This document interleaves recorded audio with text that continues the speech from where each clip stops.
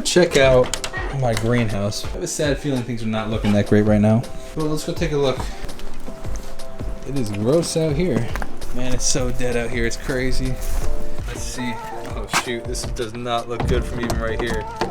And how? You know what? Not as bad as I thought, actually. Like, what in the world? There's mold in there. There's not enough air movement, I guess. What is going on? Is it too moist in here? The humidity is tremendous. But like, is it too moist with not enough movement? What is with that mold? You see the mold? That's crazy. What is going on in here? I am, however, very excited to pull these carrots. Look at that carrot right there. Look at this guy. You see him? That guy's huge. There's much more in there. You see them? Look at those carrots in there. This is crazy. Oh my gosh, these guys look so good. You see them? Look at those guys. It's so cool, man. Let's see how it's going with my job applications from the Filipino video editors. Oh my gosh, we've had 38 applicants so far. We are cranking through things today, checking things off the list like crazy, which is really nice.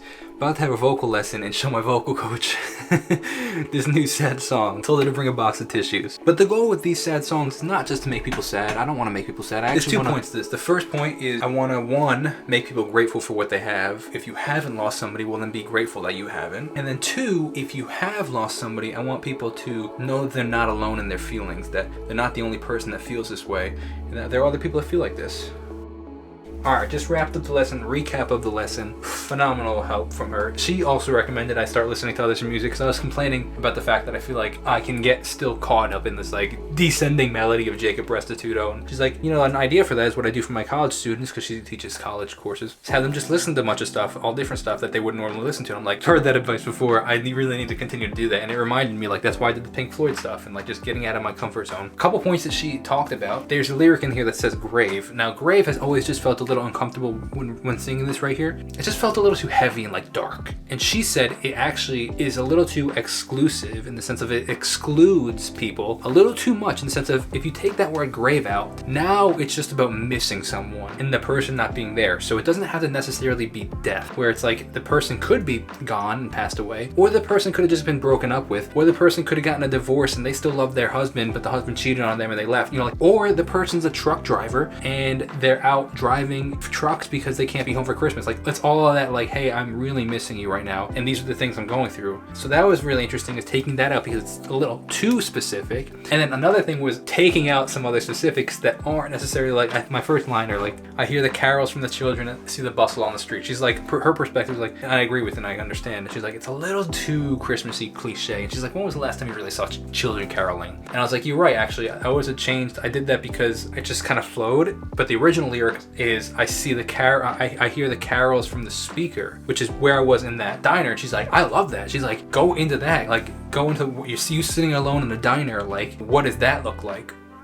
You know, it's interesting, like, just kind of expanding my thoughts. You know, it was good, very good. If you're a songwriter, these are 2 sites that I highly recommend you familiarize yourself with. One is RhymeZone. You type in a word like say, and it gives you all these words that rhyme with the word say in different ways of syllables. Super helpful when you want to try to find something that rhymes. Secondly is the thesaurus. So if you want to say something like a flashback, well, how else do you say flashback? Like, oh, hallucination, memory, recollection, recall. And both of these can either spark new ideas or help you find what you're looking for. Actually, here I am on the site. There's actually a whole bunch of options on this RhymeZone. You could just probably stay on RhymeZone. You get, like, I just went to synonyms, so that's a thesaurus right there. Or you have neo-rhymes. Instead of just rhymes, you have neo-rhymes. You have synonyms, which I didn't realize I had. Oh, look, lyrics and poems. This is actually pretty cool. Even consonants, same consonants. That's pretty cool. And now here we have a whole bunch of different options for the same exact thing. Instead of, originally it said, I tell you that I love you. Now I'm thinking like, oh, should I say I whisper that I love you? Should I say I softly say I love you? Gently say, calmly say, slowly say? Tell you that. Also here we have the same second line, to the follow-up line to that. And some would call that brave. As I sit in our driveway, as I stumble through the day, slowly slip away, fade away, as I face the holiday.